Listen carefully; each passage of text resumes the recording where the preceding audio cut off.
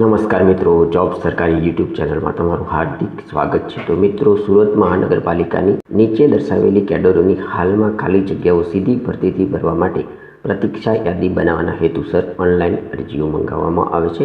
તો મિત્રો, સુરત મહાનગરપાલિકાની અન્ય કેડરોની જાહેરાતની માહિતી પણ આપણે આગલા વિડીયોમાં જોઈ છે।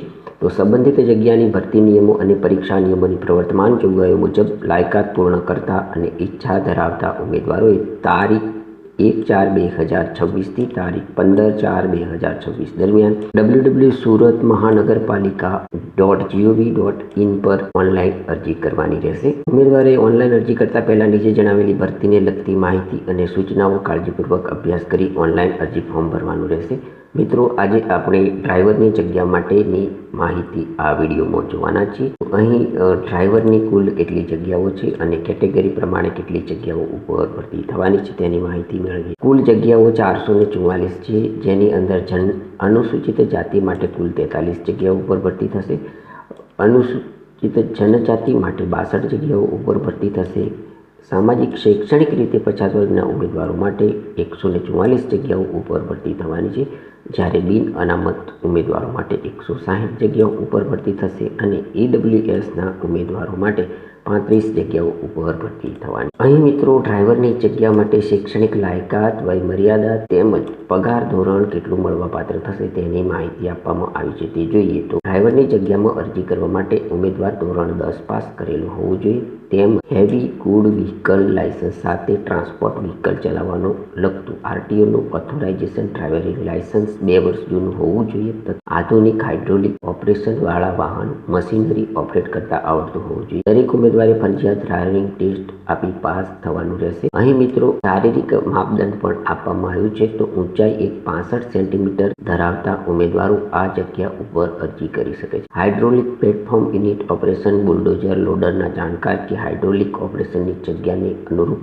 વિશિષ્ટ પ્રકારની કામગીરી વધુ અનુભવ ધરાવનારને અગ્રિમતા આપવામાં આવશે। આ જગ્યા પર અરજી કરવા માટેની વય મર્યાદાની વાત કરીએ તો ઉમેદવારની વય 18 વર્ષથી ઓછી નહીં અને 33 વર્ષથી વધુ હોવી જોઈએ નહીં। અહીં મિત્રો, સરકારશ્રીના નિયમ મુજબ અનામત કેટેગરીના ઉમેદવારોને વય મર્યાદામાં છૂટછાટ મળવાપાત્ર થશે। આ જગ્યા પર પસંદગી પામતા ઉમેદવારોને પગાર ધોરણ કેટલું મળવાપાત્ર થશે તે જોઈએ તો તાલીમી ભથ્થું પ્રથમ 3 વર્ષ માટે 16,500 મળવાપાત્ર થશે। મિત્રો, અહીં પે બેન્ટ 5200 થી 20,200 ના લેવલમાં ગ્રેડ પે 1900માં 3 વર્ષ પછી રેગ્યુલર નિમણૂક મળવાપાત્ર થશે। મિત્રો, અહીં સુરત મહાનગરપાલિકાની જાહેરાતમાં વય મર્યાદાની ગણતરી કેવી રીતના કરવાની છે તેની માહિતી અહીં આપવામાં આવી છે। તે જોઈએ તો વય મર્યાદા ઓનલાઈન અરજી કરવાની છેલ્લી તારીખ એટલે કે 15/4/2026 ના રોજ ગણવામાં આવશે। આ જાહેરાતમાં જે કેટેગરીના અનામત વર્ગ માટે જગ્યાઓ અનામત રાખવામાં આવી છે તે કેટેગરીના મૂળ ગુજરાતના હોય તેવા અનામત કેટેગરીના ઉમેદવારો માટે સરકારશ્રીના પ્રવર્તમાન નિયમો અનુસાર ઉપલી વય મર્યાદામાં સરકારશ્રીના વખતોવખતની જોગવાઈઓને આધીન છૂટછાટ મળવાપાત્ર રહેશે, પરંતુ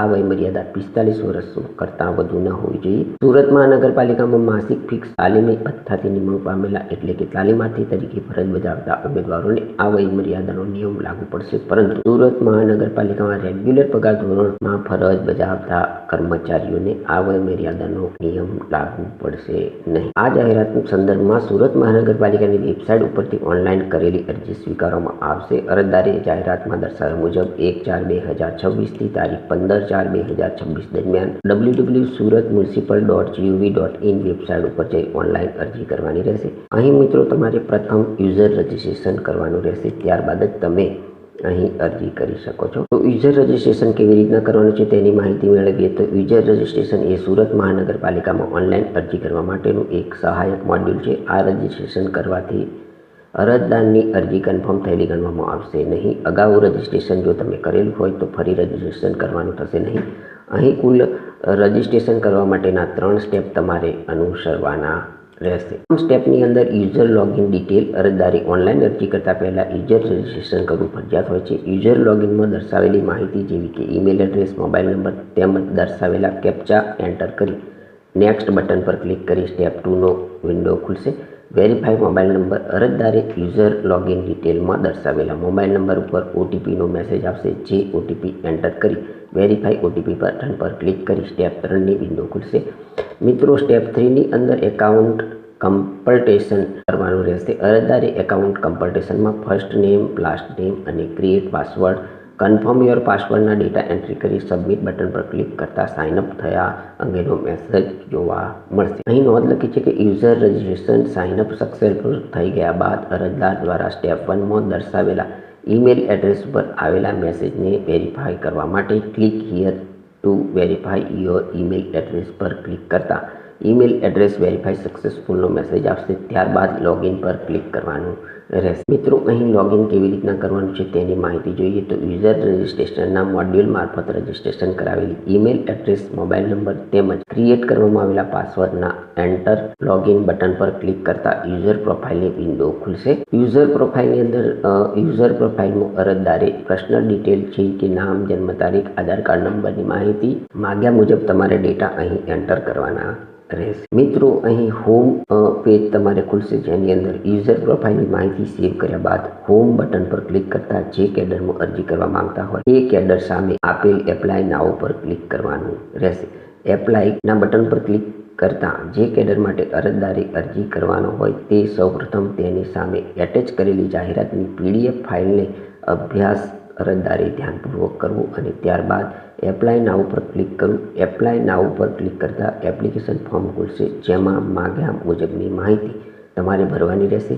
લાલ ફૂંદડીવાળી માહિતી અરજદારે ફરજિયાત ભરવાની રહેશે. મિત્રો, ફોર્મ ખુલ્યા પછી તમારે પર્સનલ ડિટેલની અંદર માંગ્યા મુજબના ડેટા એન્ટર કરવાના રહેશે. ત્યારબાદ સેકન્ડ સ્ટેપની અંદર ઉમેદવારોએ એજ્યુકેશનલ ક્વોલિફિકેશનની માહિતી માંગ્યા પ્રમાણે અપલોડ કરવાની રહેશે.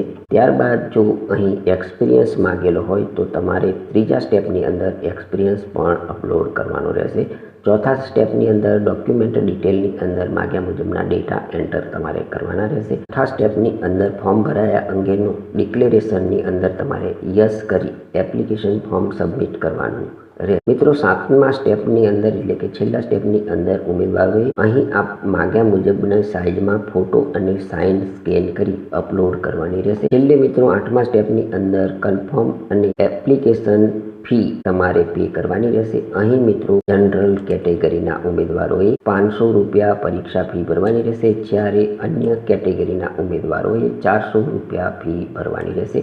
આ ફી તમારે ઓનલાઈન ભરવાની રહેશે. અહીં મિત્રો છેલ્લી એક સૂચના છે 10 નંબરની જેની અંદર આ ફોર્મ બાબતેની અગત્યની સૂચનાઓ તમને આપવામાં આવી તો આ સૂચનાઓનો પણ તમારે અભ્યાસ કરી લેવાનો રહેશે. તો અહીં મહત્વની સૂચનાઓ આપણે જોઈએ તો અરજદાર દ્વારા ઓનલાઈન અરજી કરતા સમયે કન્ફર્મ થયેલી અરજીપત્રકની વિગતો કે તેમાં ઉમેદવારે આપવામાં આવેલી માહિતી, ક્ષતિ કે ચૂક બાબતે પાછળથી કોઈ પણ સુધારો કરી શકાશે નહીં. એક ઉમેદવાર એક કેડર માટે એક જ અરજી કરી શકશે. એક કેડર માટે એકથી વધુ અરજીના કિસ્સામાં છેલ્લી ઓનલાઈન કન્ફર્મ થયેલી અરજી માન્ય રહેશે. બાકીની અરજી રદ કરવા અંગે નિર્ણય કરવાનો સત્તા સમિતિનો રહેશે અને તે ઉપરાંત ભરેલી ફીના નાણાં પણ પરત મળવાપાત્ર થશે. અહીં મિત્રો સુરત મહાનગરપાલિકાની વેબસાઇટ નિયમિતપણે તમારે જોતા રહેવાની સૂચના આપવામાં આવે છે કે જેથી આ પરીક્ષા બાબતેની માહિતી તમને ડે ટુ ડે મળતી રહે. સ્ટાફ સિલેક્શન સમિતિ દ્વારા કેડર મુજબ નિયત કરવામાં આવેલા રિક્રુટમેન્ટ લિસ્ટના આધારે નક્કી કરવામાં આવેલા નિર્ણયો મુજબ આખરી પસંદગી યાદી તૈયાર કરવામાં આવશે.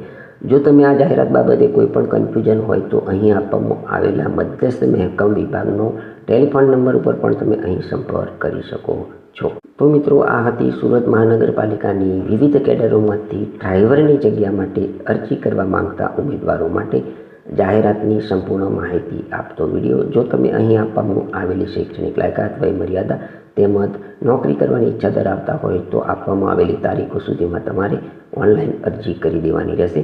જો તમને આ જાહેરાત બાબતેની માહિતી આપતો વિડીયો પસંદ આવ્યો હોય તો અમારી YouTube ચેનલ જોબ સરકારીને જરૂરથી સબસ્ક્રાઈબ કરો, વિડીયોને લાઇક કરો અને તમારા મિત્રોને પણ આ વિડીયો શેર કરો. ધન્યવાદ. આભાર.